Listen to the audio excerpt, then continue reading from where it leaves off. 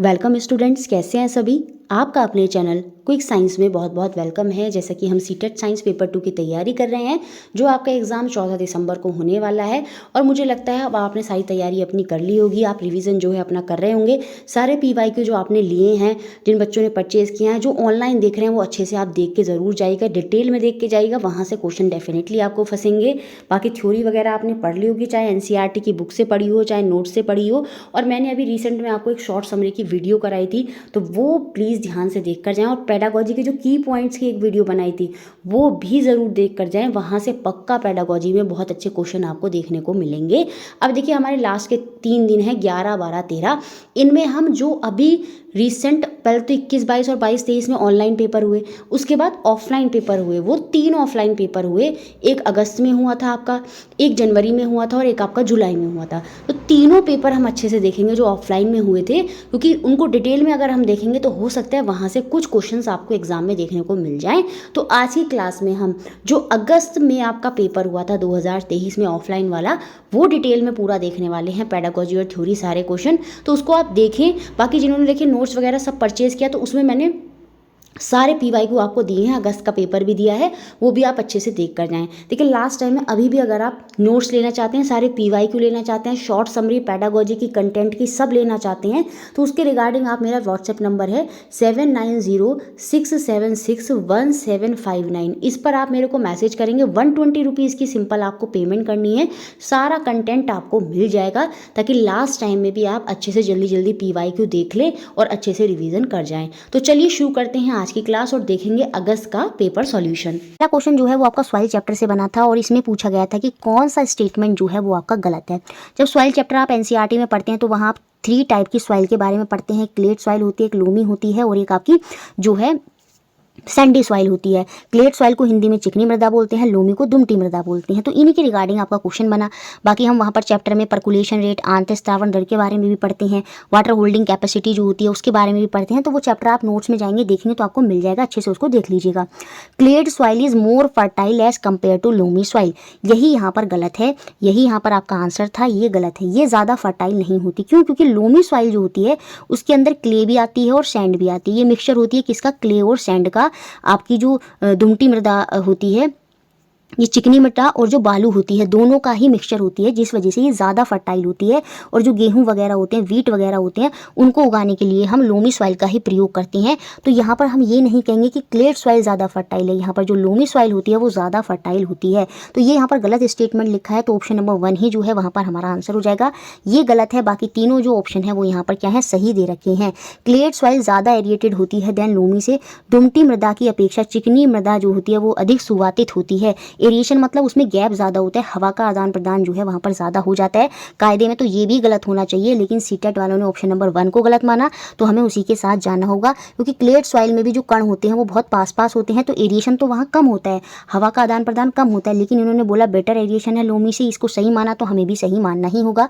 Water retention capacity जो होती है, पानी को रोकने की क्षमता जो होती है, वो क्लेट सॉइल में सबसे अच्छी होती है। उसके पीछे का रीज़न ये होता है, कण जो होते हैं, पार्टिकल जो होते हैं, वो सबसे छोटे होते हैं, बहुत पास पास होते हैं, चिपके हुए होते हैं, जिसकी वजह से पानी उनमें आसानी से निकल नहीं पाता। तो वाटर होल्डिंग कैपेसिटी जो आपकी चिकनी मृदा है, क्लेट सॉइल है, उसकी ज़्यादा होती है। ये बात सही है, यही यहाँ पर लिखी है।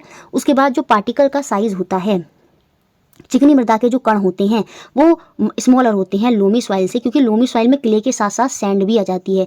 इसी वजह से जो पार्टिकल का साइज़ है वो क्लेट सॉइल का, जो चिकनी मृदा होती है उनमें उनका छोटा होता है, और यही बात यहाँ पर लिखी है। तो 3 स्टेटमेंट यहाँ पर सही है, पहला स्टेटमेंट ही गलत है और वही हमसे पूछा था, तो ऑप्शन नंबर 1 यहाँ पर आंसर होगा। नोट्स के बारे में पूरा आपको मैंने अच्छे से बता ही दिया। नेक्स्ट क्वेश्चन देखते हैं, क्वेश्चन नंबर 2। देखिए, ये भी बहुत अच्छा क्वेश्चन है, जो आपका कंबस्शन और फ्लेम वाला चैप्टर है। वहाँ पर साइड में बॉक्स में इस तरह से लिखा हुआ था NCERT में, और वहीं से ये क्वेश्चन आपका बना दिया उठा के। अब जब आप नोट्स लेंगे तो उसमें पूरा ये मैंने अच्छे से ऐड किया है, तो कोई दिक्कत आपको नहीं होगी। देखिए, ये जो साइड में बॉक्सेस दिए होते हैं, ये क्या होती है? ये होती है आपकी एक्सटेंडेड लर्निंग। इससे रिलेटेड भी एक क्वेश्चन बना था पेडागोजी में, इसलिए मैं आपको यहीं पर बता रही हूँ। ये क्या है? एक्सटेंडेड लर्निंग, जिसमें एक्स्ट्रा चीज़ें होती हैं, ताकि आपकी जो क्रिएटिविटी है, सोचने की क्षमता है, वो बढ़ सके। बच्चे चीज़ों को और एक्स्ट्रा नॉलेज से देखें और उनको वो जोड़ सकें अपने आप से। तो ये एक्सटेंडेड लर्निंग होती है, जो साइड बॉक्सेज में चीज़ें एक्स्ट्रा में दी होती हैं। तो उसी से उठाकर ये क्वेश्चन बना, which of the following substance are present on the rubbing surface of match box. निम्न में से कौन से पदार्थ माचिस के निघर्षण पृष्ठ पर विद्यमान होते होते हैं, तो यहाँ पर सीधा सा आंसर होगा आपका ऑप्शन नंबर सेकंड, कांच का जो चूर्ण होता है और जो लाल फॉस्फोरस होता है वो वहाँ पर विद्यमान होते हैं। अब एनसीईआरटी के बॉक्स में लिखा क्या है, अब देखिए पहले तो क्वेश्चन ये बना था कि उसके निघर्षण पृष्ठ पर क्या क्या होता है। अब ये क्वेश्चन भी बन सकता है जो मैच होती है, देखिए यहाँ पर लिखा है head of the safety match, जो मैच बॉक्स है उसका जो हेड होता है उसमें क्या क्या होते हैं, उसमें देखिए आपका एंटीमनी ट्राइसल्फेट और पोटाशियम क्लोरेट होते हैं। लेकिन जो रबिंग सरफेस होता है उस पर क्या होता है, देखिए पाउडर्ड ग्लास होता है और रेड फॉस्फोरस होता है। तो क्वेश्चन ये वाले पॉइंट से बना था रबिंग सरफेस से, तो वहां पर आपका आंसर हो गया क्या, ग्लास पाउडर और रेड फॉस्फोरस। अब बन सकता है कि वहां पर जो उसका हेड है, हेड पर क्या क्या होता है, तो याद रखेंगे हेड पर क्या होता है आपका एंटीमनी ट्राइसल्फेट और पोटाशियम क्लोरेट जो है वहां पर हमें देखने को मिलता है। बाकी सारी यहाँ पर चीजें लिखी हुई होती हैं। When the match is stuck against the rubbing surface, जो रबिंग सरफेस है जो आपका ग्लास पाउडर और फॉस्फोरस है और जो आपकी माचिस के ऊपर ये वाला है जो आपका पोटाशियम क्लोरेट है, जब ये दोनों एक साथ रब करे जाते हैं तो यहाँ पर देखिए क्या लिखा है, some red phosphorus get converted into white phosphorus. जो रेड फॉस्फोरस है वो किस में कन्वर्ट हो जाती है, क्वेश्चन भी बन सकता है कि जब मैक्स बॉक्स में हेड को उसके रबिंग सरफेस से स्टक करा जाता है तो बताइए रेड फॉस्फोरस किस में कन्वर्ट हो जाती है, वो व्हाइट फॉस्फोरस में बदल जाती है। This immediately react with potassium chlorate, तो ये क्या होता है जब व्हाइट फॉस्फोरस बनता है तो वो इमीडिएटली रिएक्ट करता है किसके साथ, पोटाशियम क्लोरेट के साथ, और यहाँ पर जो है आपकी कंबस्टन जो है वो स्टार्ट वहाँ पर हो जाता है। तो इस तरह का पॉइंट यहाँ पर लिखा हुआ है और वहीं से क्वेश्चन बना था आपका, तो ऑप्शन नंबर सेकंड जो है वो यहाँ पर सही हो जाएगा। इसको आप अच्छे से भी देख लीजिएगा। नेक्स्ट क्वेश्चन देखते हैं, थर्ड क्वेश्चन बहुत ईजी है, ग्लैंड से क्वेश्चन आपको देखने को मिल जाता है, नोट्स में अच्छे से मिल जाएगा। खाली प्रीवियस ईयर भी आप देख लेंगे ना, तो प्रीवियस ईयर में भी ग्लैंड्स के सारे क्वेश्चन कवर हैं, वहीं से उठाकर ये क्वेश्चन भी बना था। ए और B secrete their hormone when they receive order from gland C, A और बी अपने हार्मोन को तब स्त्रावित करते हैं जब उन्हें डैश ग्रंथि से आदेश प्राप्त होता है। देखिए जो ऑर्डर मिलता है वो हमारे मस्तिष्क से मिलता है, और मस्तिष्क में हमारे जो मास्टर ग्रंथि होती है वो कौन सी होती है, वो पिट्यूटरी ग्लैंड होती है, प्यूज ग्रंथि होती है, तो वो ऑर्डर देती है। और जब वो ऑर्डर देती है तो बहुत सी जो ग्लैंड्स होते हैं वो क्या करते हैं, तब अपने हार्मोन जो है वहाँ पर सीक्रेट करते हैं जब उनको ऑर्डर मिलता है किससे, पिट्यूटरी ग्लैंड से। तो पिट्यूटरी ग्लैंड यहाँ पर होगा सी, तो सी जो पिट्यूटरी ग्लैंड है वो एकमात्र फर्स्ट ऑप्शन में ही दे रखा है और यही हमारा आंसर हो जाएगा। तो जब पिट्यूटरी ग्लैंड ऑर्डर देता है, प्यूज ग्रंथि ऑर्डर देती है, तो ए और बी थायराइड और एड्रिनल ग्लैंड, जो थायराइड ग्लैंड होता है ये हमारे गले में होता है और ये जो एड्रिनल ग्लैंड होते हैं ये हमारी किडनी के ऊपर होते हैं। तो ठीक है, तो ये क्या करते हैं उस समय क्या होते हैं, अपने हार्मोन को सीक्रेट करते हैं जब इन्हें ऑर्डर मिलता है कहाँ से, पिट्यूटरी ग्लैंड से। जैसे एड्रिनल ग्लैंड होता है ये कौन से हार्मोन सीक्रेट करता है, जो सुख दुख वाले हार्मोन होते हैं, स्ट्रेस रिलीफ है ना, गुस्सा वगैरह आता है, तो वो माइंड से ही हो रहे हैं, माइंड से ऑर्डर आया तो उसी तरह से आपका हार्मोन जो है वहाँ पर सीक्रेट होते हैं। तो थायराइड, एड्रिनल और पीयूष ग्रंथि जो है यहाँ पर होंगे, तो ऑप्शन नंबर 1 की यहाँ पर जो है वो बात कर रहा था। नेक्स्ट क्वेश्चन, क्वेश्चन नंबर 4, ये प्रीवियस ईयर से उठाकर क्वेश्चन लिया गया था, तो जिन बच्चों ने सारे प्रीवियस ईयर देखे थे उनका आंसर सही होगा, इसलिए कहते हैं प्रीवियस ईयर बहुत इंपॉर्टेंट है। The image formed by the pinhole camera is real, pinhole camera जो सूची छिद्र कैमरा होता है आपने देखा होगा, एनसीईआरटी में दे रखा है, एक बॉक्स के अंदर क्या करते हैं, दूसरा बॉक्स फंसाते हैं, उस बॉक्स में काट कर क्या करते हैं, ट्रेसिंग पेपर लगाते हैं, तो वो पिनहोल कैमरा का कॉन्सेप्ट हमें एनसीईआरटी में दे रखा है। तो 6, 7, 8 की बुक से ही ये क्वेश्चन है, निम्न में से कौन सा इस तथ्य के उपयुक्त व्याख्यान करता है। जो पिनहोल कैमरा है, सूची छिद्र कैमरा होता है, आपको पता है जो उसमें इमेज बनती है, जो प्रतिबिंब बनता है वो आपका रियल होता है, क्योंकि उसे हम एक ट्रेसिंग पेपर पर प्राप्त कर पाते हैं। दो तरह की इमेज होती है, एक रियल और एक वर्चुअल। रियल को हम ट्रेसिंग पेपर पर प्राप्त कर लेते हैं, वर्चुअल जो है वो हमेशा स्क्रीन के पीछे रहती है, तो रियल बनती है। इसमें जो इमेज बनती है वो इन्वर्टेड होती है, उल्टी होती है।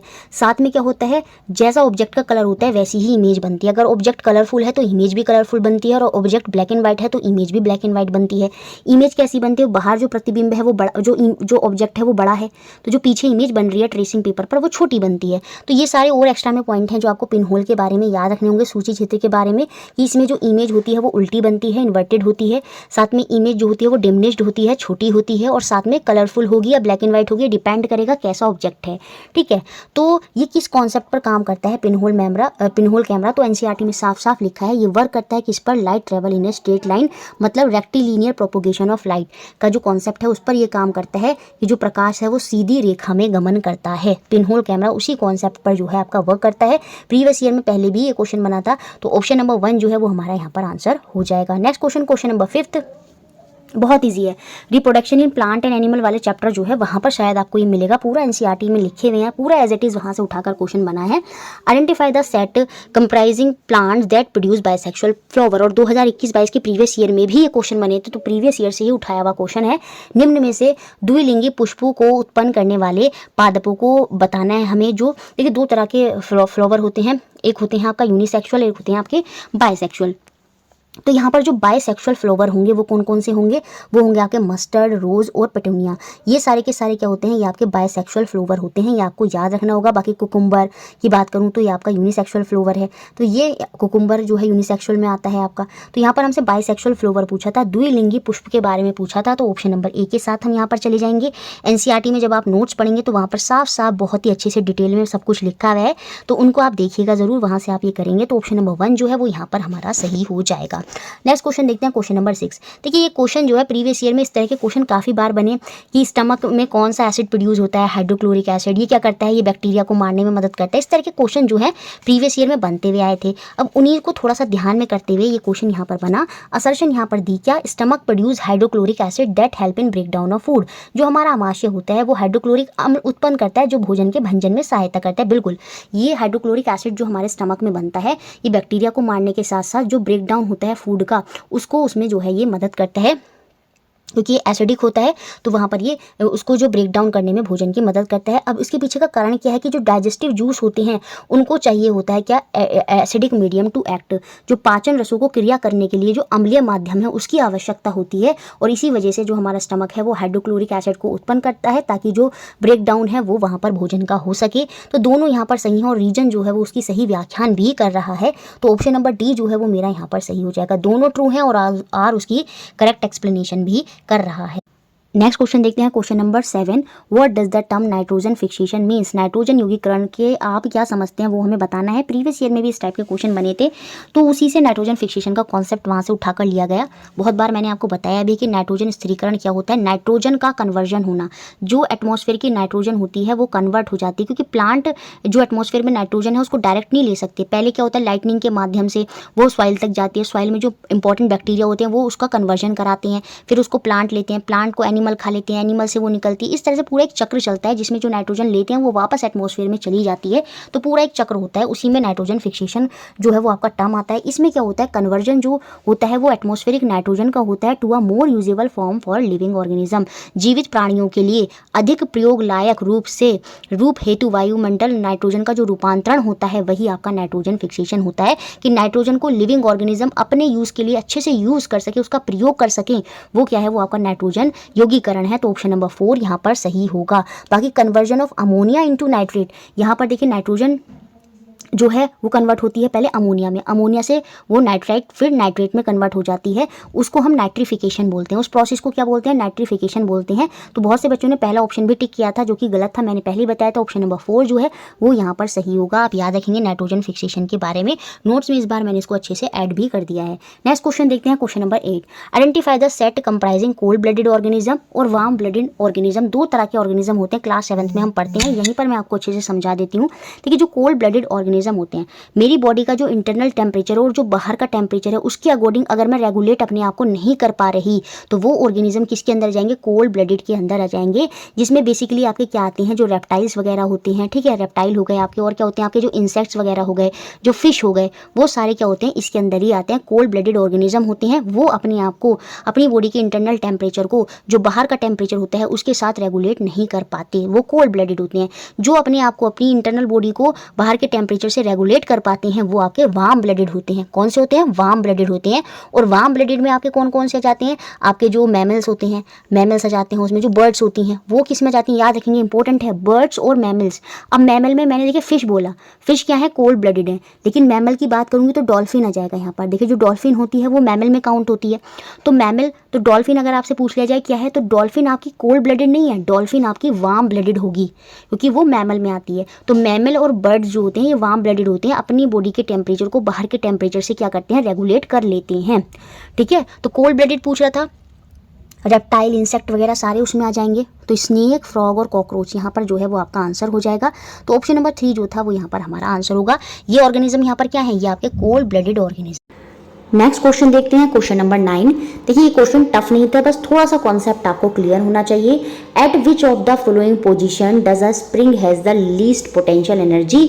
यहाँ पर हमें बताना है कौन सी अवस्था ऐसी होगी जिसमें स्प्रिंग में न्यूनतम स्थिर ऊर्जा जो है वो हमें देखने को मिलेगी। देखिए पोटेंशियल एनर्जी मैक्सिमम कम होती है। जैसे इसका मैं एक एग्जांपल आपको बहुत अच्छे से समझाती हूँ। जैसे आपने धनुष देखा होगा, जब आप उसमें तीर लगाते हैं तो आप उसे पहले पीछे तक खींचते हैं। क्यों खींचते हैं? ताकि उसमें ज़्यादा से ज़्यादा एनर्जी जो है वो आ जाए। वही पीछे तक खींचना और वहाँ जब सबसे ज़्यादा एनर्जी इकट्ठा हो जाती है, वही वाली एनर्जी कौन सी होती है? वही आपकी स्थिर ऊर्जा, जो स्थिर होने से मतलब एक टाइम पे आके इकट्ठी हो जाती है, वो आपकी पोटेंशियल एनर्जी होती है। और फिर जब आप उसको तीर को छोड़ते हैं तो वो बहुत दूर तक जाता है। इस तरह से जब बॉल को आप नीचे से ऊपर लेकर जाते हैं तो ऊपर एक ऐसी पोजीशन आती है जहाँ पर सबसे ज़्यादा एनर्जी होती है, और फिर जब आप बॉल को फेंकते हैं तो बॉल बहुत तेज़ी से जाती है। तो वो एक पोजीशन जहाँ पर आप मैक्सिमम खींचते हैं, किसी चीज़ को रोक कर रखते हैं, वो आपकी क्या होती है? वो पोटेंशियल एनर्जी होती है। आपने देखा होगा पोटेंशियल एनर्जी को हम mgh से रिप्रेजेंट भी करते हैं। यहाँ पर m क्या होता है? मास होता है। मास को हम kg में रिप्रेजेंट कर सकते हैं। और ये क्या होता है? एक्सीलरेशन ड्यू टू ग्रेविटी होता है। इसे हम मीटर पर सेकंड स्क्वायर से रिप्रेजेंट करते हैं। और हाइट जो होती है उसे हम फिर से जो कि वो मीटर में रिप्रेजेंट होगी, तो ऊपर फिर से मीटर आ जाएगा। और इस तरह से हम ये भी कह सकते हैं कि जो पोटेंशियल एनर्जी होती है उसका यूनिट क्या होता है? kg मीटर स्क्वायर पर सेकंड स्क्वायर जो है ये इसका पोटेंशियल एनर्जी या फिर एनर्जी का जो है आपका एक यूनिट भी होता है। ये आपको याद रखना होगा। अब यहाँ पर ये पूछा कि लीस्ट पोटेंशियल एनर्जी कब होगी स्प्रिंग के केस में।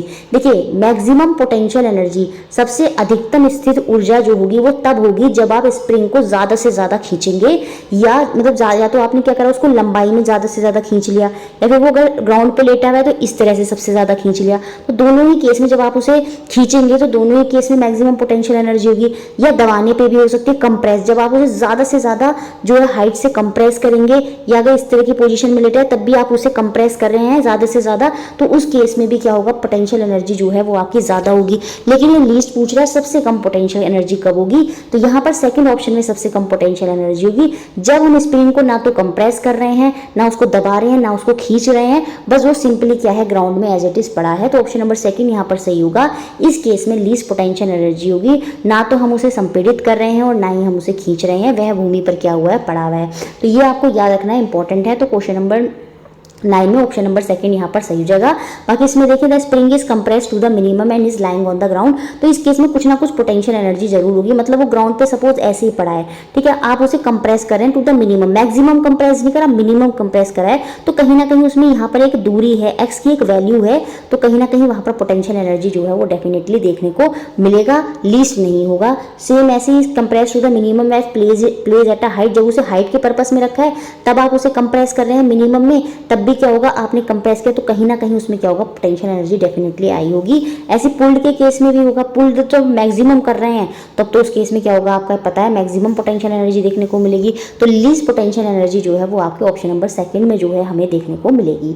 नेक्स्ट क्वेश्चन देखते हैं, क्वेश्चन नंबर 10। निम्न में से कौन से मानकों के युग्म का समान भौतिक राशि को मापने के लिए प्रयोग किया जाता है?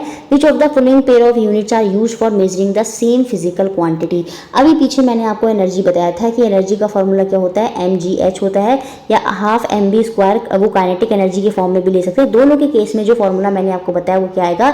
kg मीटर स्क्वायर पर सेकंड स्क्वायर। अभी मैंने पीछे आपको समझाया था। तो यहाँ पर यही पूछ रहा है कि किस केस में अगर जो दो यूनिट अगर मैं लूँ तो वो दो यूनिट समान होंगे, वो हमें यहाँ पर बताना है। तो देखिए पहले मैं आपको यहाँ पर बता देती हूँ। देखिए kg अभी मैंने आपको समझाया मीटर स्क्वायर पर सेकंड स्क्वायर किसका यूनिट होता है? अभी पीछे आपने देखा था, ये हमारा एनर्जी का यूनिट होता है। इसके अलावा वॉट सेकंड जो होता है ये भी एनर्जी का ही यूनिट होता है। कैसे होता है? देखिए पावर हम पढ़ते हैं, पावर क्या होती है? आपकी एनर्जी अपॉन टाइम होती है, ठीक है। अब अगर मैं यहाँ से एनर्जी का फॉर्मूला लगाऊँ तो वो क्या हो जाएगा? Power into time. पावर को हम किस में मेजर करते हैं? वो हम वाट में मेजर करते हैं, और टाइम को हम सेकंड में मेजर करते हैं। तो कहीं ना कहीं मुझे यहाँ पे क्लियर हुआ कि मेरा जो एनर्जी है उसका एक यूनिट और निकल के आ गया, वॉट सेकंड। तो यहाँ पर दोनों केस में जो है आपका यूनिट समान रहेगा। तो यही आपसे क्वेश्चन ने पूछा था, समान भौतिक राशि किस में रहेंगी, समान फिजिकल क्वांटिटी किस में रहेंगी? तो ऑप्शन नंबर 1 में ही रहेंगी। दोनों ही हमारा एनर्जी को रिप्रेजेंट कर रहा है। अब ये वाला यूनिट अगर मैं देखूँ kg मीटर पर सेकंड स्क्वायर, तो आप देखेंगे ये हमारा फोर्स का यूनिट है,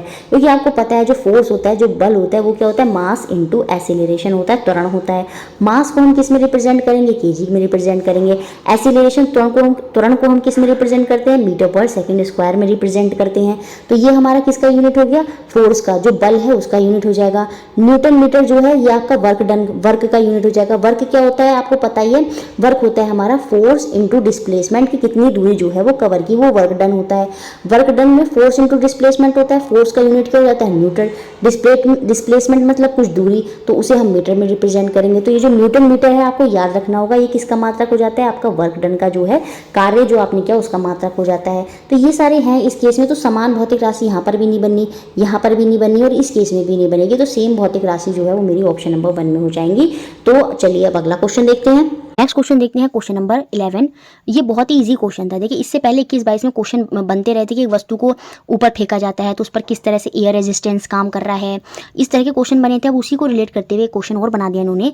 एक फीदर है, एक पंख है 15 ग्राम का, जिसको ऊपर से हाइट पे फेंका जाता है और इसकी वेलोसिटी जो इसका वेग है एक समान त्वरण है, सॉरी एक समान वेग है। तो नेट फोर्स इस पर जो बल है वो कितना कार्य कर रहा होगा।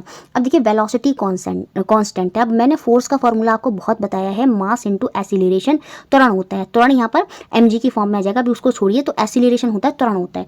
त्वरण क्या होता है, वेग में परिवर्तन।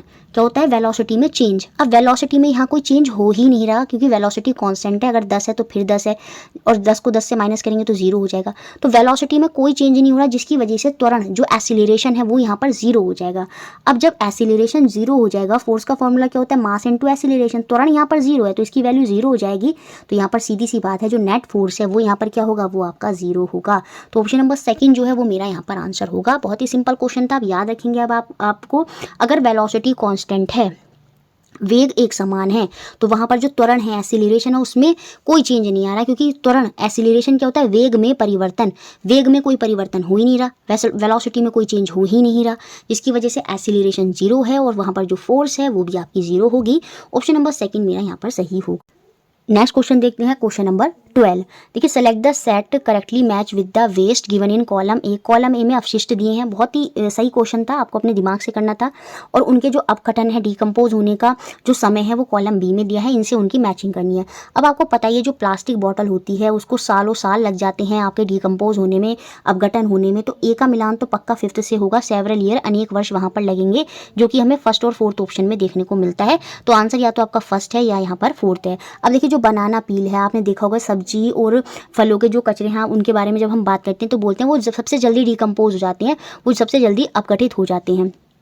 तो यहाँ पर सबसे कम टाइम का जो ऑप्शन दे रखा है वो ऑप्शन नंबर 2 जो है वो हमारा यहाँ पर दे रखा है। तो डी का मिलान 2 से होगा 1 या 2 सप्ताह, और डी का मिलान 2 हमें फोर्थ ऑप्शन में तो दे नहीं रखा, फर्स्ट ऑप्शन में ही दे रखा है। तो इससे हम अपने आंसर पर आ गए। फर्स्ट ऑप्शन जो है वो हमारा ऑफिशियल आंसर था। तो देखिए प्लास्टिक बॉटल को अपघटन होने में बहुत समय लगेगा, जो आपका बनाना पील है उसको सबसे कम लगेगा। तो डी का मिलान 2 से हो गया, ए का मिलान 5th से हो गया। तो बी का मिलान हम यहाँ से ऑटोमेटिक पहुँच गए कि जो सिल्क का स्कार्फ होता है, रेशमी रुमाल होता है, उसको अपघटित होने में कम से कम कितना समय लग जाएगा, 4 वर्ष जो है वहां पर लग जाएंगे। उसके बाद कॉटन की शर्ट की बात करी जाए, कॉटन की शर्ट को अपघटन होने में 2 से 5 महीने लग जाएंगे। पेपर को अपघटन होने में 10 से 30 दिन जो है वहाँ पर लग सकते हैं। तो ई का मिलान किससे हो गया, 3rd से हो गया। इस तरह से यहाँ पे ऑप्शन नंबर 1 जो है वो आपका आंसर था। नेक्स्ट क्वेश्चन 13, ये बहुत ईजी क्वेश्चन है, प्रीवियस ईयर में बहुत बार ये क्वेश्चन बने हैं। आपका सेल से एक क्वेश्चन आपको मिलेगा, प्रीवियस ईयर क्वेश्चन भी आप अच्छे से देख लेते हैं तो इस क्वेश्चन को आप इजीली कर जाएंगे। बाकी नोट्स में तो ये सब लिखा ही है। Which of the following statement about the cell of the living organism is or are correct? निम्न में से कौन सा कथन जीवित जीवों की कोशिकाओं के संबंध में सही है, ये हमको बताना है। करेक्ट ऑप्शन यहाँ पर बताना है। All are microscopic it can not be seen with the naked eyes. देखिए अब अगर मैं अंडे की बात करूँ, मुर्गी का अंडा हो गया, शतरमुर्ग का अंडा हो गया, तो ये इनके जो अंडे होते हैं वो सिंगल सेल ही होते हैं और इन्हें तो हम अपनी आंखों से देख सकते हैं। और ये यहाँ पर क्या बोल रहा है, सभी सूक्ष्मदर्शी होते हैं, सभी माइक्रोस्कोपिक होते हैं और हम अपनी आंखों से नहीं देख सकते। तो ये तो गलत है। अब हमसे पूछा था कौन से स्टेटमेंट यहाँ पर सही है, तो ये तो सही नहीं है। सब में सेल वॉल होती है, हम पढ़ते हुए आ रहे हैं। जो एनिमल सेल, हमारी बॉडी में कौन से सेल कोशिकाएं होती हैं, एनिमल सेल होते हैं। हम भी क्या होते हैं, जंतु कोशिका के अंदर आते हैं और हमारे अंदर सेल वॉल नहीं होती। और ये कह रहा है सबके अंदर सेल वॉल होती है, कोशिका भित्ति होती है। तो ये भी गलत, ए भी गलत, बी भी गलत। हमें सही वाले बताने हैं। तो ए बी यहाँ पर गलत हैं, तो ये सारे ऑप्शन हो गए बाहर। ऑप्शन नंबर सेकंड, सीधे हम अपने आंसर पर आ गए। Only D, all have a cell membrane, सभी में कोशिका झिल्ली होती है, चाहे वो पादप कोशिका हो, चाहे वो जंतु कोशिका हो, चाहे वो प्लांट सेल हो, चाहे एनिमल सेल हो, सभी में सेल मेम्ब्रेन होती है। न्यूक्लियस मेम्ब्रेन सब में नहीं होती, कोई केंद्रीय झिल्ली जो है वो सब में देखने को नहीं मिलती। तो यहाँ पर जो आंसर होगा वो ओनली डी जो है वो यहाँ पर पूरी तरह से सही है। तो ऑप्शन नंबर सेकंड हमारा यहाँ पर आंसर है। नेक्स्ट क्वेश्चन देखते हैं, क्वेश्चन नंबर 14। और इस बार मैंने पूरा अच्छे से आपका एलिमेंट ऐड कर दिया है नोट्स में। इलेक्ट्रॉन, प्रोटॉन, न्यूट्रॉन क्या है, पूरा उनको कैसे निकालते हैं, वो सारी चीज़ें मैंने आपके लिए अच्छे से नोट्स में ऐड कर दी हैं, तो आप उनको अच्छे से देख सकते हैं। अब देखिए क्वेश्चन क्या बना, आपका एक एलिमेंट है, आपका एक तत्व है, कोई भी तत्व हो सकता है जिसका एटॉमिक मास कितना है 27 है, और उसका एटॉमिक नंबर जो परमाणु क्रमांक है वो 13। अब इसे देखकर कंफ्यूज मत हो जाइएगा कि बहुत 9th-10th का हाई लेवल क्वेश्चन है, कुछ भी हाई लेवल नहीं, ध्यान से समझिएगा बस। तो हमें इसमें प्रोटॉन, इलेक्ट्रॉन और न्यूट्रॉन की संख्या जो है वो यहाँ पर बतानी है। अब देखिए कोई भी तत्व होता है उसमें जो सबसे छोटा कण होता है, सबसे छोटा पार्टिकल होता है, वो आपका क्या कहलाता है, परमाणु कहलाता है, वो आपका एटम कहलाता है। अब ये जो परमाणु होता है, ये जो एटम होता है, इसमें सेंटर में क्या होता है, आपका न्यूक्लियस होता है। सेंटर में क्या होता है, आपका न्यूक्लियस होता है, केंद्रक होता है, जिसके अंदर क्या होते हैं, प्रोटॉन और न्यूट्रॉन होते हैं। क्या होते हैं, प्रोटॉन और न्यूट्रॉन होते हैं। और इलेक्ट्रॉन जो होते हैं, निगेटिव चार्ज जो होते हैं, वो इर्द गिर्द क्या होते हैं, इसमें चक्कर लगाते रहते हैं। ये बात समझ लीजिए। एटम है, एक परमाणु है, परमाणु के सेंटर में क्या है, केंद्रक है, न्यूक्लियस, और उसके अंदर क्या है, प्रोटॉन और न्यूट्रॉन है।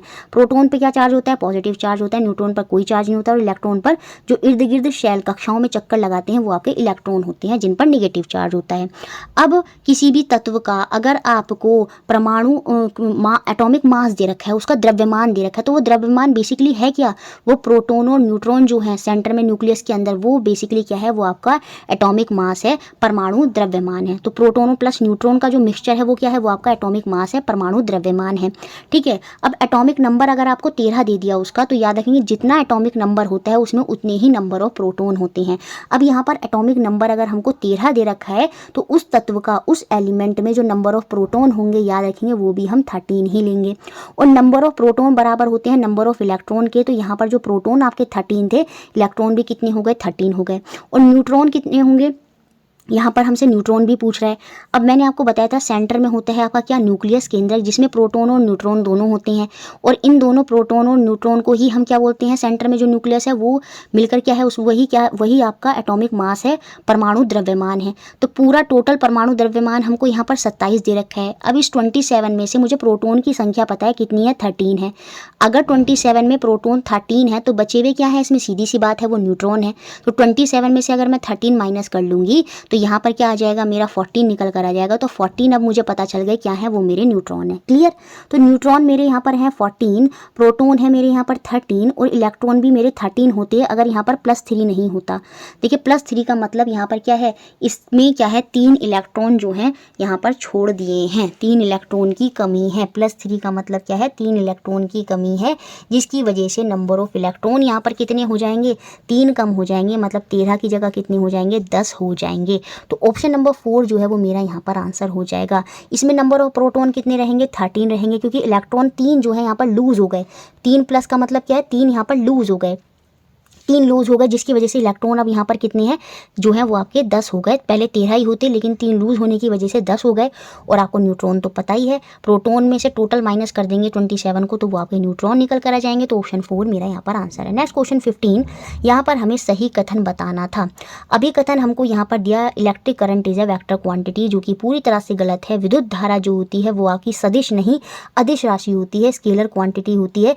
भले ही चाहे इसमें क्या होता है, मैग्नीट्यूड और डायरेक्शन दोनों होते हैं, परिमाण और दिशा दोनों होती है, तब भी ये सदिश ना होकर कैसी राशि होती है, ये आपकी अदिश राशि होती है।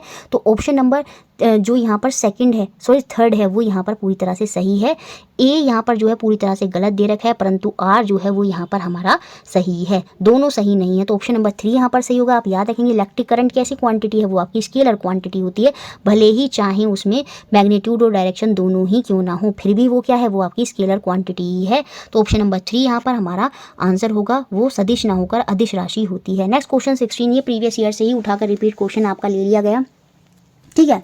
Densities of 4 liquid A B C D are given below. 4 द्रव्यमान हैं ए बी सी डी, उनका घनत्व हमको यहाँ पर दिया है liquid A B C D, जिसकी डेंसिटी यहाँ पर ये लिखी हुई है। इनकी सूचना के आधार पर हमें बताना है कौन सा स्टेटमेंट सही है। प्रीवियस ईयर सारे क्वेश्चन जो बच्चे करके गया होगा उसने इस क्वेश्चन को इजीली कर लिया होगा। अब लिक्विड ए है, उसकी डेंसिटी है 785, ठीक। एक ऑब्जेक्ट है जो फ्लोट करता है लिक्विड ए में, मतलब एक ऑब्जेक्ट है जो ए में तैर रहा है। अब ए की डेंसिटी कितनी है 785, तो सीधी सी बात है जो ऑब्जेक्ट उसमें तैर रहा है, फ्लोट कर रहा है, तो उसकी डेंसिटी इससे कम होगी। उसका घनत्व जो है, घनत्व डेंसिटी क्या होती है, मास पर डिपेंड करती है, इसका मतलब उसका घनत्व, उसका जो मास है वो कम है, जिसकी वजह से वो क्या कर रहा है, ए में फ्लोट कर रहा है। अब अगर ए की डेंसिटी 785 है, सीधी सी बात है जो ऑब्जेक्ट है उसकी डेंसिटी, उसका जो घनत्व है वो 785 से कम होगा। तो इसमें लिखा है जो ऑब्जेक्ट ए में फ्लोट कर रहा है वो मे और may not be float in liquid B, वो बी में तैर भी सकता है और नहीं भी तैर सकता। जबकि बी की डेंसिटी कितनी दी है हमको, 820 दी है। कितनी दी है, 820 दी है। और ए की डेंसिटी कितनी थी, 785 थी। और जो ऑब्जेक्ट था वो अगर इसमें तैर रहा था, मतलब उसकी डेंसिटी 785 से कम थी, मतलब मैं मान लूँ 780 ही थी, तो डेंसिटी तो कम थी ना, तभी तो वो क्या कर रहा था, लिक्विड ए में फ्लोट कर रहा था। सीधी सी बात है जब उसकी डेंसिटी इससे कम होगी तो वो हमेशा जो बी है, बी की डेंसिटी, बी का घनत्व तो कितना है पानी का, 820 है, और इसका घनत्व तो 780 785 से हमेशा कम ही रहना है। तो सीधी सी बात है वो ऑब्जेक्ट हमेशा बी में तैरेगा ही। ये नहीं कह सकते वो तैरेगा या नहीं तैरेगा, वो हमेशा ही तैरेगा, क्योंकि उसकी डेंसिटी हमेशा 785 से कम है, तो वो तो तैरेगा ही। तो इस वजह से ये ऑप्शन तो हो गया गलत और हमसे सही पूछा था। अब क्या कह रहा है, एक ऑब्जेक्ट जो सी में फ्लोट करता है, अब सी में फ्लोट कर रहा है, इसका मतलब उसकी डेंसिटी 924 से कम है। 924 से कम है, तो मैंने मान लिया 900 है सपोज उसकी डेंसिटी, तो कम हो गई। तभी तो वो क्या कर रहा है, सी में जो है फ्लोट कर रहा है, क्योंकि उसका मास कम है, उसकी डेंसिटी कम है, तो वो सी में फ्लोट कर रहा है।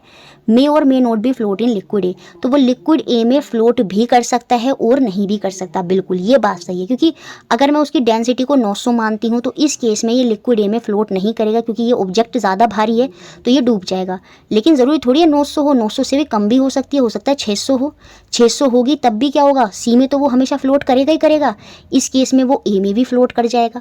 तो यहाँ पर हम ये कह सकते हैं कि जो ऑब्जेक्ट सी में फ्लोट कर रहा है वो ज़रूरी नहीं है कि ए में भी करे, या कर भी नहीं सकता, वो कर भी सकता है नहीं भी कर सकता।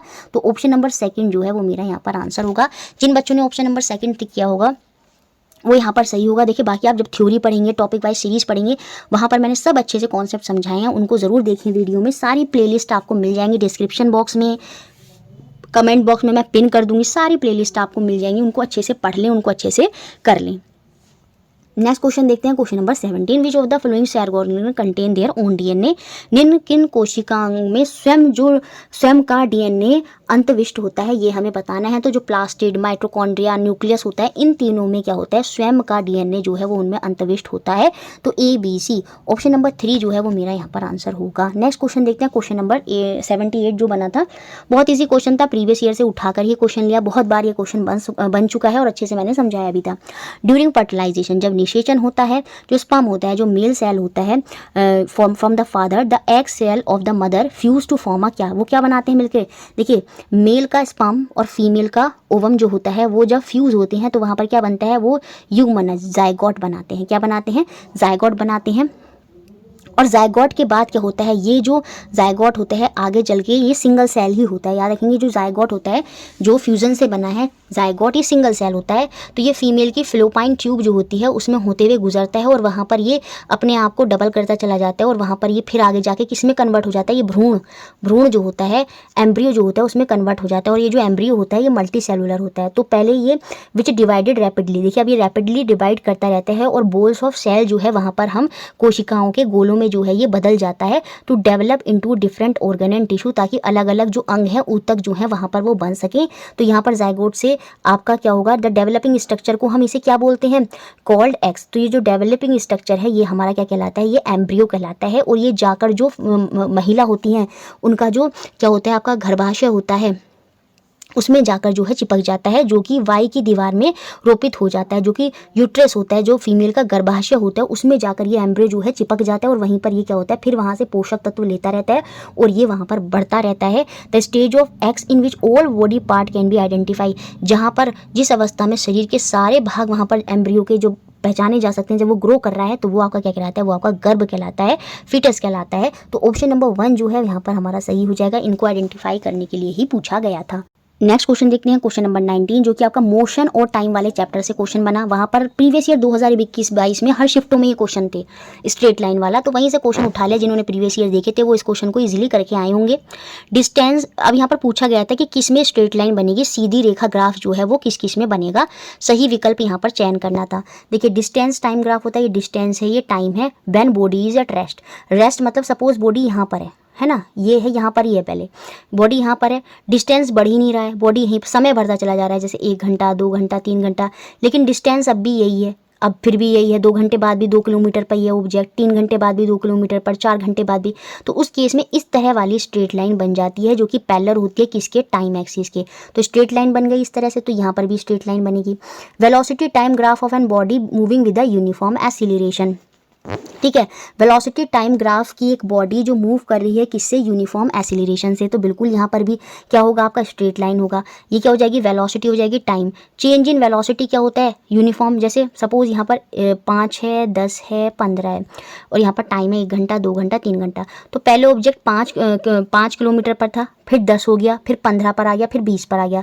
तो देखिए एक्सीलरेशन 5 से 10 हुआ तो त्वरण में 5 का अंतर, फिर अगली बार 10 से 15 हुआ, फिर से त्वरण जो एक्सीलरेशन है उसमें 5 का अंतर, फिर 15 से 20 हुआ, फिर से एक्सीलरेशन जो त्वरण है उसमें 5 का अंतर। तो जो एक्सीलरेशन है, जो त्वरण है, वो भी क्या है, यहाँ पर यूनिफॉर्म ही रह रहा है। तो उस केस में यहाँ पर बिंदु बना, फिर अगले केस में यहाँ पर बना, फिर अगले केस में यहाँ पर बना, फिर अगले केस में यहाँ पर बना।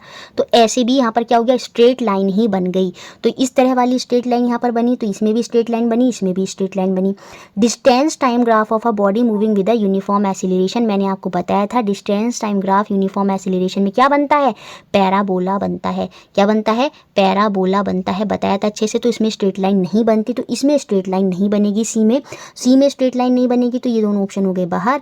डी को देख लेते हैं, velocity time graph of a body at rest, इसमें भी स्ट्रेट लाइन बनेगी, तो option number second A B D यहाँ पर सही होगा। वेलोसिटी टाइम का ग्राफ है, वेलोसिटी बढ़ ही नहीं रही है, वेलोसिटी यहीं पर है, मतलब यही है। तो इसमें भी इस तरह वाली स्ट्रेट लाइन जो है हमें देखने को मिल जाएगी जो पैरेलल होगी टाइम एक्सिस के।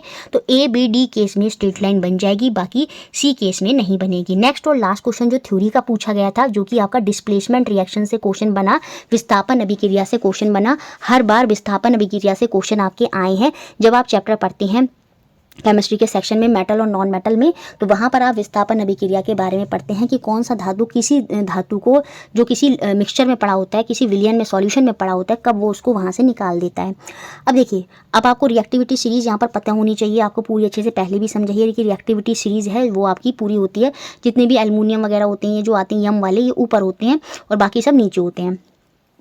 तो अब देखिए, जो सिंगल मेटल है, सॉल्यूशन में पड़े मेटल को, अब सिंगल मेटल यहाँ पर क्या है, एल्युमिनियम है, और सॉल्यूशन में जो मेटल पड़ा है वो है कॉपर।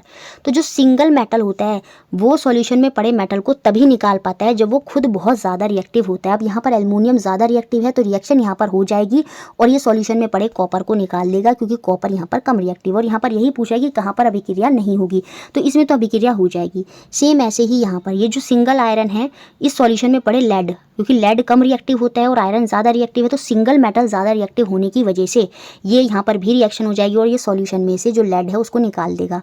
तो यहाँ पर भी रिएक्शन हो गई। सेम ऐसी अगर मैं यहाँ पर बात करूँ, ये जो जिंक है, अगर मैं जिंक की बात करूँ तो देखिए, ये जो सॉल्यूशन में पड़ा कैल्शियम है, अब ये यहाँ पर इसको नहीं निकाल पाएगा, क्योंकि भैया यहाँ पर जो कैल्शियम होता है वो ज़्यादा रिएक्टिव होता है एज़ कम्पेयर टू जिंक। किसके कंपैरिजन में, जिंक के कंपैरिजन में, क्योंकि हम रिएक्टिविटी सीरीज़ में देखते हैं कैल्शियम ऊपर होता है। अब ये सिंगल मेटल जो जिंक है वो यहाँ पर ज़्यादा रिएक्टिव नहीं है, ज़्यादा रिएक्टिव ना होने की वजह से ये सॉल्यूशन में से कैल्शियम को निकाल ही नहीं पाएगा और इसकी वजह से यहाँ पर रिएक्शन होगी ही नहीं।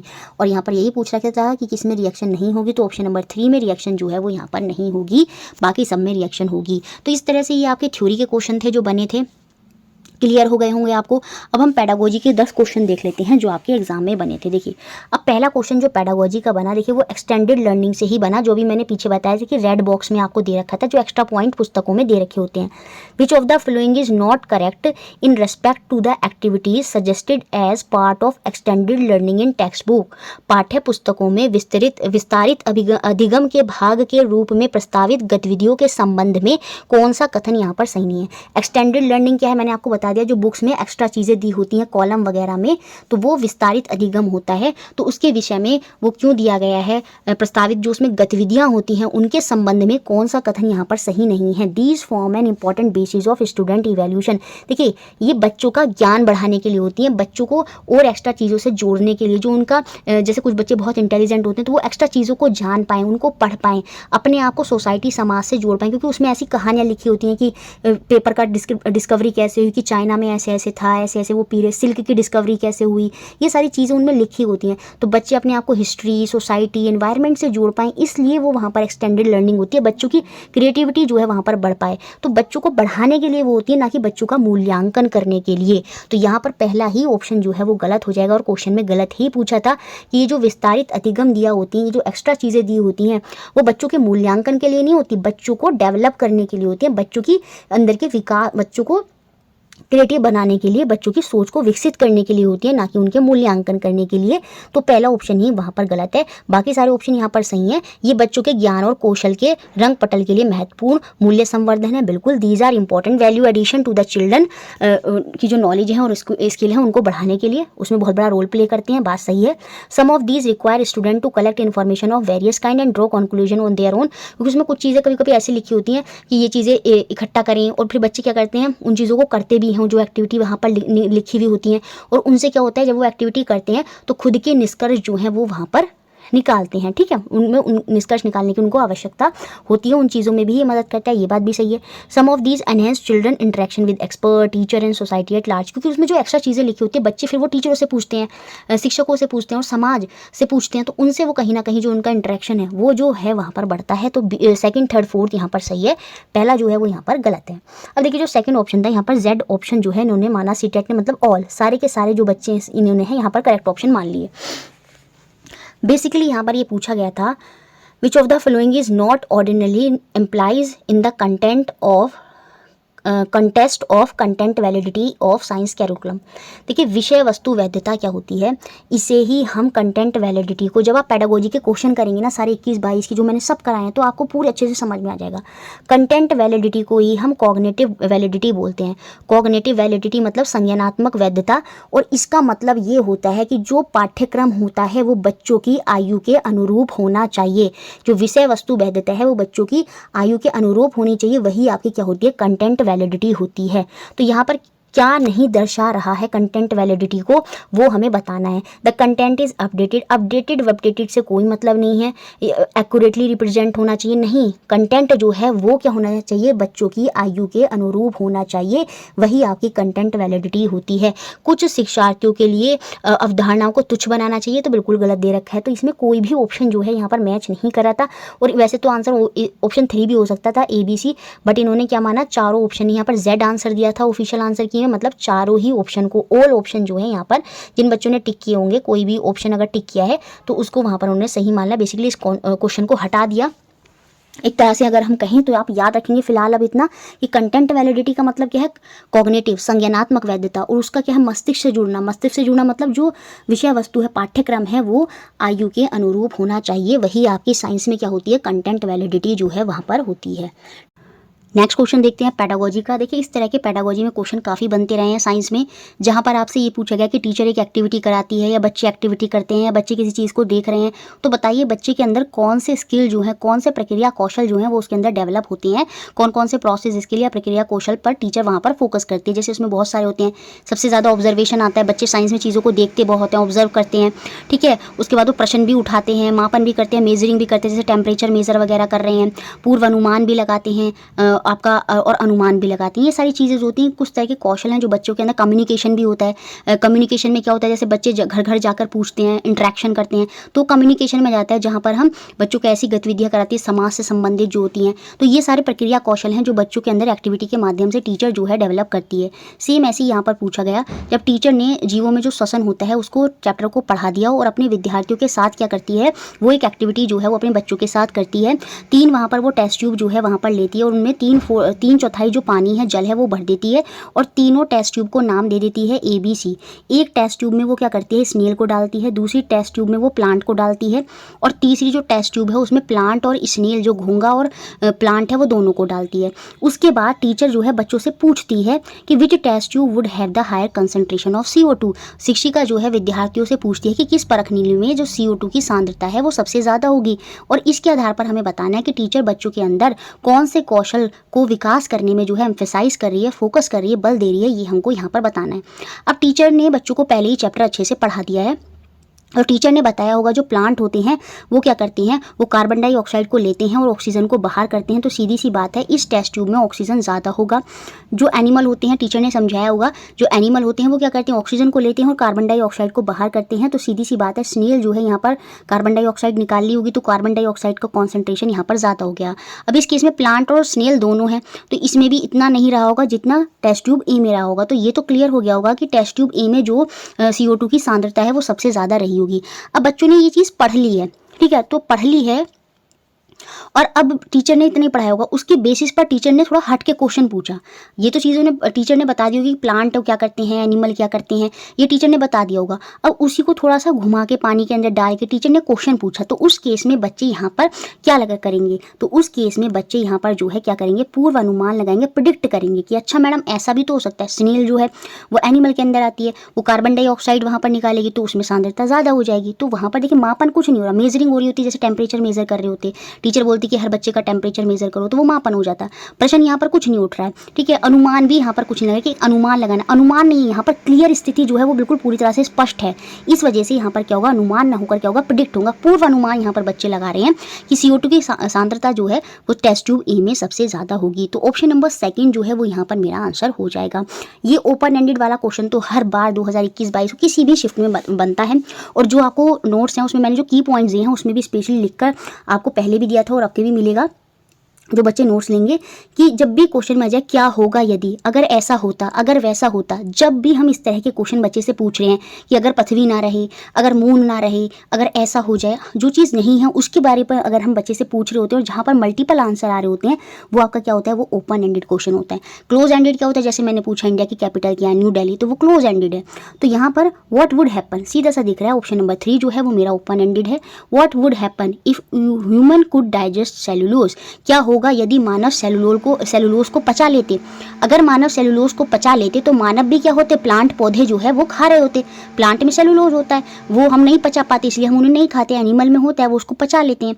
तो ये यहाँ पर बच्चे मल्टीपल आंसर देंगे, तो ऑप्शन नंबर 3 जो है वो मेरा यहाँ पर ओपन एंडेड क्वेश्चन को इंगित करता है। नेक्स्ट क्वेश्चन देखते हैं, Which of the following cannot be considered as a valid reason for including socio-scientific issues in the school science curriculum। अब socio-scientific जो समाज से संबंधित होते हैं, जैसे आपका ग्लोबल वार्मिंग हो गया, ठीक है, समाज से संबंधित है, लोग ज़्यादा, जैसे वाटर पॉल्यूशन हो गया, उसमें समाज जुड़ा हुआ है, पानी को गंदा कर रहे हैं लोग, वाटर पॉल्यूशन और साइंस भी जुड़ी हुई है उसमें। तो सोशो-साइंटिफिक इशूज़ जो होते हैं उनको इंक्लूड करना चाहिए साइंस के कैरिकुलम में। तो यहाँ पर पूछा है कौन सा उसमें वैलिड रीज़न नहीं है, हमें निगेटिव पॉइंट बताना है। हमें कौन सा बताना है, निगेटिव पॉइंट बताना है। Helpful in cultivating understanding about nature of science, बिल्कुल विज्ञान के प्रकृति के संबंध में समझ बढ़ाने में सहायक होता है, क्योंकि बच्चे जो हैं सोसाइटी से रिलेटेड करते हुए साइंस के इश्यूज़ को समझते हैं। जैसे मैंने बताया वाटर पॉल्यूशन हो गया, ग्लोबल वार्मिंग हुई, तो कहीं ना कहीं जो नेचर की प्रकृति के साथ उनका जो संबंध है उसको बढ़ाने में वो कहीं ना कहीं सहायता करता है, बिल्कुल सही है। डेवलप आर्गूमेंटेशन स्किल, तर्क वितर्क करने का कौशल, क्योंकि कुछ बच्चा पॉजिटिव बोलेगा, कुछ बच्चा निगेटिव बोलेगा, तो वहाँ पर क्या होता है, तर्क वितर्क कौशल जो है, सोशो साइंटिफिक इश्यूज़ अगर हम ऐड कर रहे हैं वहाँ पर कहीं ना कहीं तर्क वितर्क जो है बच्चों के अंदर विकसित होता है, क्योंकि बच्चे आर्ग्यू करते हैं। कोई बच्चा कहेगा नहीं अब इलेक्ट्रिसिटी क्यों नहीं चलाएंगे, मतलब कुछ तरह की इस तरह की चीज़ें जो हैं वहाँ पर हमें देखने को मिलती हैं। Develop the capacity to engage in evidence based reasoning, साक्ष्य आधारित तर्क में संलग्न रहने की क्षमता को विकसित करता है। ये बात बिल्कुल सही है, बच्चे साक्ष्यों के साथ चीज़ों को लेकर आते हैं। जब भी हम ऐसे इशूज़ आते हैं, आप जैसे डिबेट वगैरह देखी होंगी टीवी में आती हैं, तो साक्ष्य दिखाते हैं, देखो ये है ऐसे है। तो साक्ष्य आधारित तर्क में संलग्न रहने की क्षमता जो है कहीं ना कहीं वो ऐसे इशूज़ जब इंक्लूड करे जाते हैं कैरिकुलम में वो विकसित होती है। तो तीनों पॉइंट यहाँ पर पॉजिटिव हैं। जिसको शामिल नहीं किया जा सकता वो होगा option number 4, helpful in appreciating science as a definitive discipline, एक निश्चित विद्या विशेष के रूप में विज्ञान की अनुशंसा करने में सहायता होता है। ऐसा कुछ नहीं है, डेफिनेटिव डिसिप्लिन की तरफ इशारा नहीं करता, तो ऑप्शन नंबर 4 ही यहाँ पर शामिल नहीं किया जाएगा। ठीक है, तो नेक्स्ट क्वेश्चन देखते हैं अपना। नेक्स्ट क्वेश्चन है आपका ये, Which of the following is or are true about the curricular practice currently being followed in the school? बहुत ईजी क्वेश्चन ये बना था। कौन से स्कूल में वर्तमान पालन होने वाली पाठ्यचर्या जो संबंधित गतिविधियों के संबंध में सही है, ये हमको बताना है, सही विकल्प चयन करना है। साइंस और मैथ को एक साथ पढ़ाया जाता है इन एलिमेंट्री क्लासेस। प्रारंभिक कक्षाओं में विज्ञान और गणित को विज्ञान एवं प्रौद्योगिकी की तरह एक साथ एकीकृत रूप में पढ़ाया जाता है। बिल्कुल गलत, आपने देखा होगा बच्चों की मैथ की बुक अलग होती है, साइंस तो होता ही नहीं है, एनवायरनमेंट में वो पढ़ाया जाता है। तो पहला ऑप्शन तो भाई हो गया यहाँ पर गलत। फिर physics, chemistry and biology are being taught integratedly as science in a secondary class. देखिए 10th क्लास तक ऐसा ही होता है, जब आप 5 सब्जेक्ट इंक्लूड करते हैं उसमें, तो उसमें हिंदी, इंग्लिश, साइंस एक साथ ही आता है। उसमें ऐसा नहीं होता फिजिक्स, केमिस्ट्री, बायो एक साथ अलग अलग होती हैं, वो हमारी 11th से होती हैं, तो उनको एकीकृत रूप में ही पढ़ाया जाता है। तो बी हो गया हमारा पूरी तरह से सही, यही पाठ्यचर्या भी हमारी चल रही है, तो बी तो आएगा ऑप्शन में। साइंस और social science are being taught integratedly as EVS in primary classes. बिल्कुल, प्राइमरी क्लासेस में 1 to 5 में कोई साइंस की बुक नहीं होती, वहाँ पर ईवीएस होती है जिसमें साइंस और एसएसटी को एक साथ लेकर पढ़ाया जाता है। प्राथमिक कक्षाओं में विज्ञान और सामाजिक विज्ञान को एकीकृत रूप से ईवीएस के तौर पर पढ़ाया जाता है। तो बी और सी ये जो है करंटली हमारे यहाँ पर पाठ्यचर्या में चल रही हैं, तो सेकेंड ऑप्शन जो है वो हमारे यहाँ पर आंसर हो जाएगा।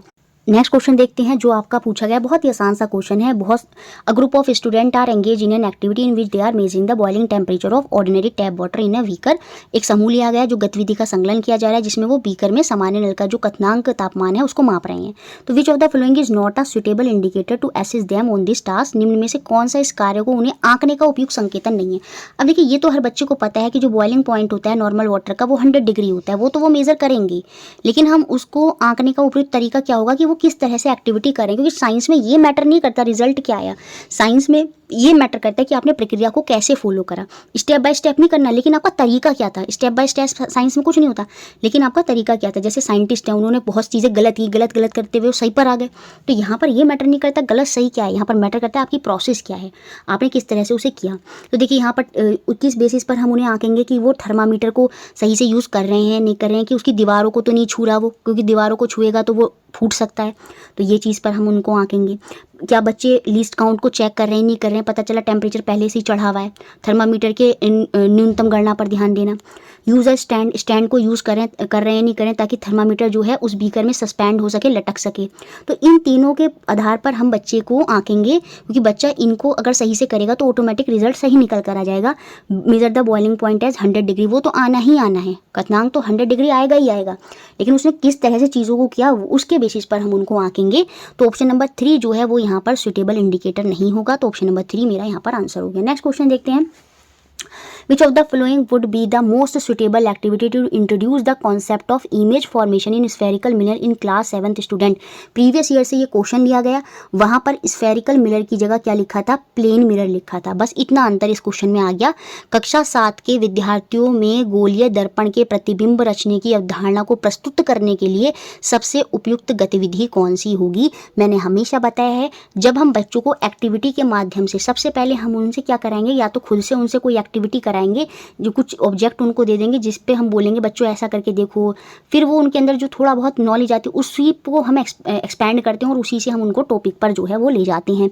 Student are asked to play with a shiny steel spoon and observe their image in it. बिल्कुल, विद्यार्थियों को चमकीले स्टील चम्मच के साथ खेलने और अपने प्रतिबिंब का अवलोकन करने के लिए वहाँ पर टीचर कहेगा, क्योंकि जो स्पून है वहाँ पर वो किसकी तरह काम कर रही है, स्फेरिकल मिरर जो होती है, जो गोलीय दर्पण है उसकी तरह वहाँ पर जो है वो काम करती है। तो यही सबसे अच्छा मेथड होगा जिसके माध्यम से टीचर जो है वो कॉन्सेप्ट भी बता पाएगा, क्योंकि एक में बच्चे देखेंगे तो वो बड़े दिखेंगे, एक में देखेंगे तो वो छोटे दिखेंगे।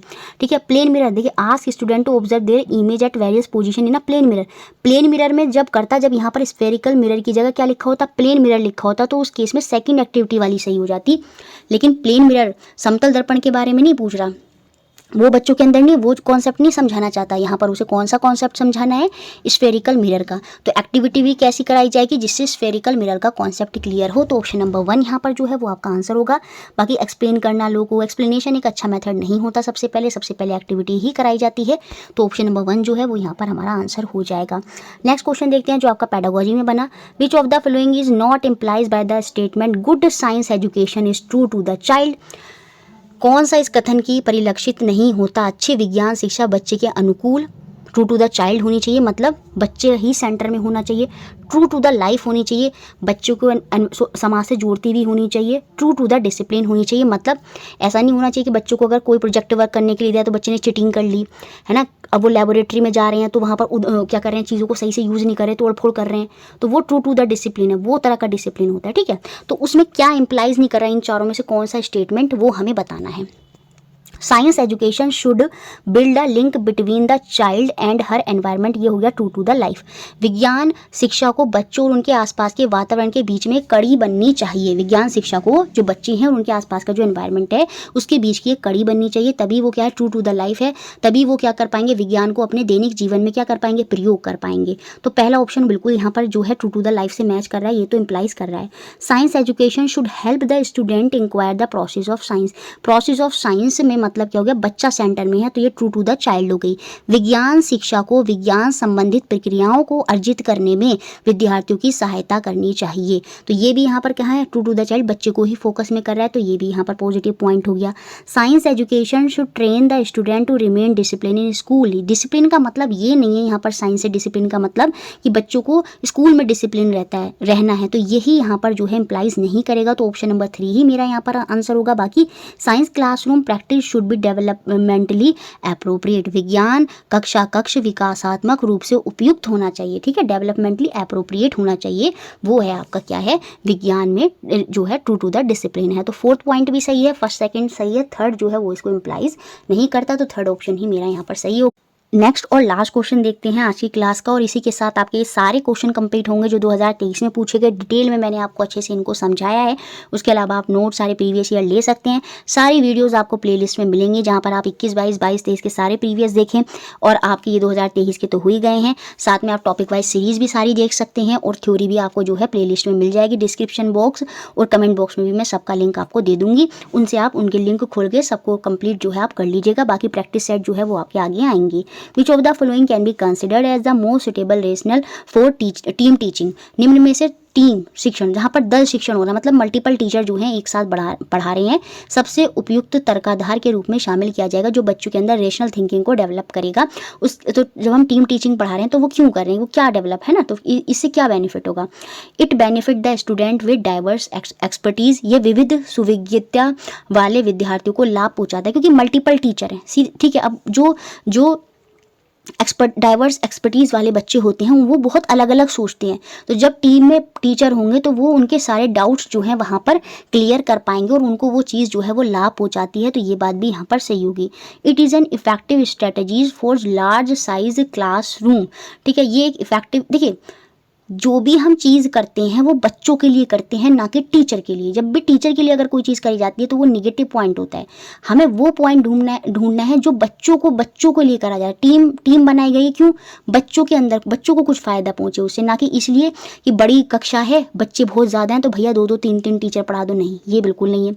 It make the task of assessment easier. ये आकलन के कार्य को सरल बनाता है, ये भी टीचर के लिए होगा, टीचर आसानी से बच्चों को बांट लेंगे, वो इस तरह की चीज़ें नहीं होंगी।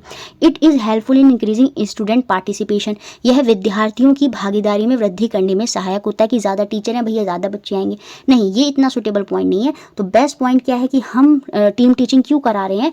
It benefit the student with diverse expertise. यह विविध सुविज्ञता वाले जो बच्चे होते हैं उनको लाभ पहुंचाता है, क्योंकि वो अपने जो अलग अलग टीचर हैं वो सब जब कंबाइन करके इंटीग्रेट करके पढ़ा रहे होते हैं, तो जो उनकी क्यूरियोसिटी होती है, जिज्ञासा जो होती है, जो अलग अलग चीज़ें वो सोच रहे होते हैं, कनेक्ट कर रहे होते हैं, कहीं ना कहीं वो शांत हो जाती हैं, वहाँ पर उनको अपने आंसर जो है वहाँ पर मिल जाते हैं। तो ऑप्शन नंबर 1 जो है वो मेरा यहाँ पर आंसर हो गया। इस तरह से हमने ये पूरा 2023 का पेपर देखा। वीडियो आपको अच्छा लगता है तो उसको लाइक करें, शेयर करें और चैनल से बने रहें। Thank you.